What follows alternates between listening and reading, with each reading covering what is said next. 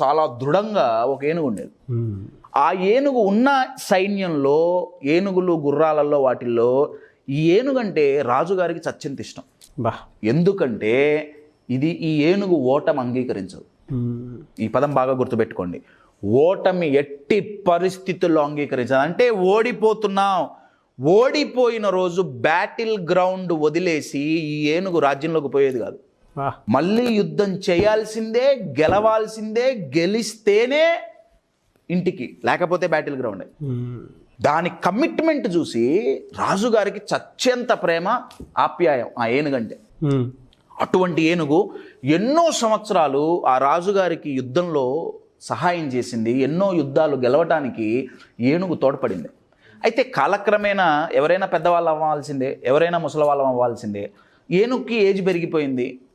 రాజుగారు ఏమన్నారంటే, పెద్దదైపోయింది ఏనుగు, ముసలిదైపోతుంది, అప్పుడున్నంత శక్తి ఇప్పుడు లేదు, అట్లని చెప్పి దీన్ని తీసేయకండి, ఎందుకంటే నాకు ఎంతో ఇష్టమైన ఏనుగు, కాకపోతే యుద్ధాల్లో వాటిల్లో అంతగా దీన్ని ఉపయోగించొద్దు, యుద్ధాల్లో అంతగా ఉపయోగించొద్దు, ఎక్కడో చోటు ఉంచండి, సెంటిమెంట్ ఉంచాలి.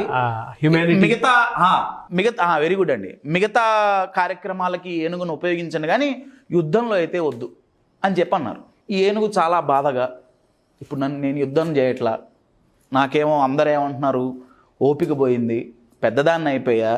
ఓపిక పోవటం అంటే ఇక్కడ అర్థం శక్తి సామర్థ్యాలు క్షీణించినాయి, నా కెపాసిటీ తగ్గిపోయింది, నా కెపాబిలిటీలు తగ్గిపోయినాయి. ఆ ఐడెంటిటీ క్రైసిస్ అనేది మొదలైంది ఏనుగులో.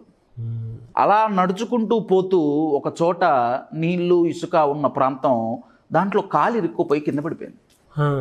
కింద పడిపోతే ఆ కాళ్ళంతా ఇరుక్కుపోయినాయి.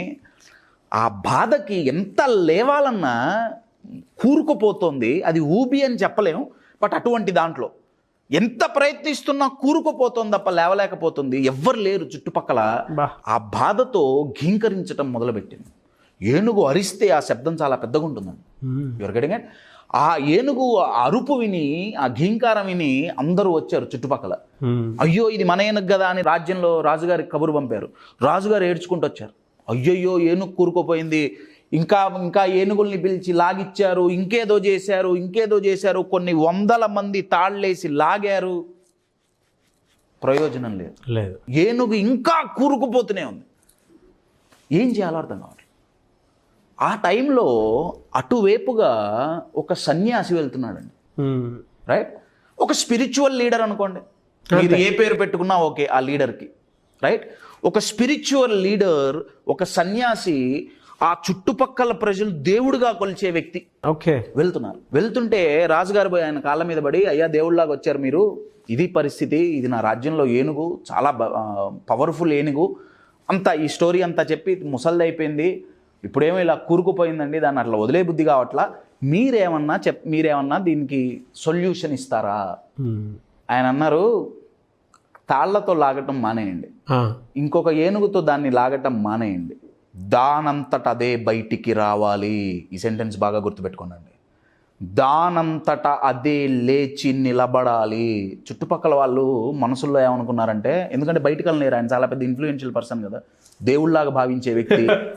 ఈ తిక్కలోడు ఏం చెప్తున్నాడు, దానంతట అది కూరుకుపోయి రాలేకే ఏడుస్తుంది, తాళ్ళు కట్టినా బయటికి రావట్లా, దానంతట అదా ఎలా లేస్తుంది? ఆయన అన్నాడు, లేస్తుంది, లేవగలిగిన శక్తి దాంట్లో ఉంది. మీరు పోయి రాజ్యంలోకి పోయి ఆ బ్యాటిల్ డ్రమ్స్ ఏవైతే ఉంటాయో, యుద్ధం మొదలయ్యేటప్పుడు శంఖం పూరిస్తాం, డ్రమ్స్ కొడతాం, డింగ్ డింగ్ డింగ్ అని, అదేదో పెద్ద ఇట్లుంటుంది, టెటాన్ టెటాన్ టెటాన్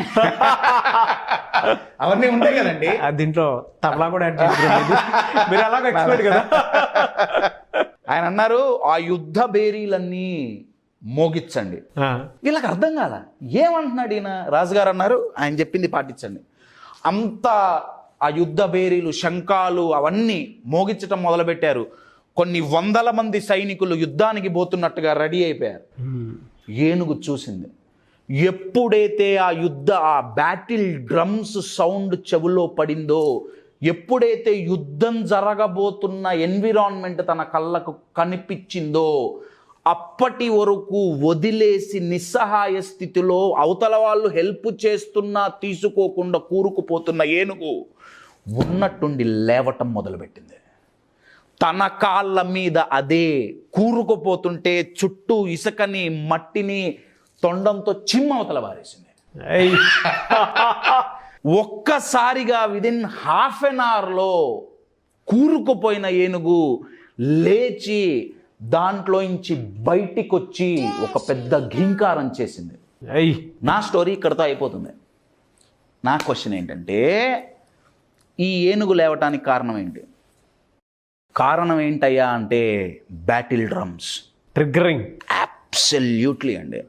ఆ స్పిరిచువల్ లీడర్, ఆ సన్యాసి ఎప్పుడైతే రాజు చెప్పాడో ఇది యుద్ధంలో ఉపయోగపడిన ఏనుగు ఇప్పుడు యుద్ధానికి ఉపయోగించట్లేదు అన్నాడో, నేను ఇన్ని యుద్ధాలు చేశా ఇప్పుడు దేనికి పనికిరాను అన్న ఐడెంటిటీ క్రైసిస్ ఆ ఏనుగు మైండ్లో పడిపోయింది. ఇంకా నేను వేస్ట్ అయిపోయింది, రిటైర్డ్ లైఫ్, ఇంకా నేను దేనికి పనికి వస్తా?